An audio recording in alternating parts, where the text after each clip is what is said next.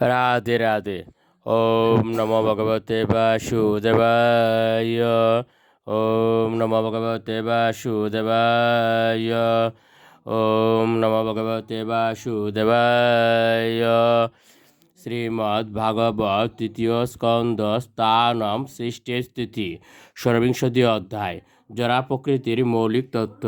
শ্লোক 34। মৃদুত্বম কঠিনত্বম চ শৈত্যম উষ্ণতমেব চ এতৎ স্পর্শস্য স্পর্শতম তৎমাত্রতম নবশত। অনুবাদ: কোমলতা, কঠোরতা, শীতলতা এবং উষ্ণতা এগুলি স্পর্শের লক্ষণ। এই স্পর্শ হচ্ছে বায়ুর তন্মাত্র। শ্লোক 37। চালনম ভুবনম প্রাপ্তির নেতৃত্বম দ্রব্য শব্দয়ুঃ সর্বেন্দ্রিয়ানাম আত্মতম বায়ুকর্মাবিলক্ষণম। অনুবাদ: আন্দোলন, মিশ্রণ, শব্দ এবং অন্যান্য ইন্দ্রিয় অনুভূতির বিষয়ের প্রতি সংযোগ করা এবং অন্যান্য সমস্ত ইন্দ্রিয়গুলোকে যথাযথভাবে কার্য করানোর মাধ্যমে বায়ুর ক্রিয়া প্রদর্শিত হয়। শ্লোক 38। বায়ুশ্চ স্পর্শ তন্মাত্রাৎ রূপম দৈবেরিতাদ্ভূত সমুতিতম ততস্তেজস চক্ষুরূপ উপলম্বনম।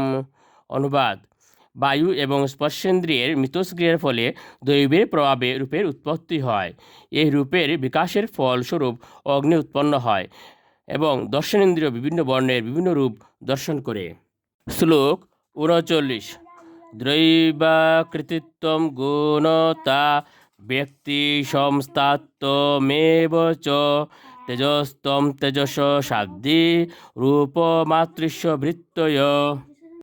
অনুবাদ: এ মাতো আকৃতি, গুণ এবং ব্যক্তিত্বের দ্বারা রূপের বৃত্তি বোঝা যায়।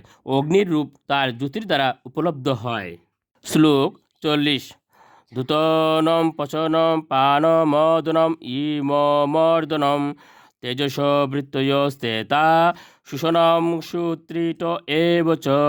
অনুবাদ: অগ্নিকে জানা যায় তার জ্যোতি, রন্ধন করার ক্ষমতা, পরিপাক, শীতলতা, বিনাশ, বাষ্পীকরণ এবং ক্ষুধা তৃষ্ণা বুঝন ও পানির উদ্রেকের দ্বারা।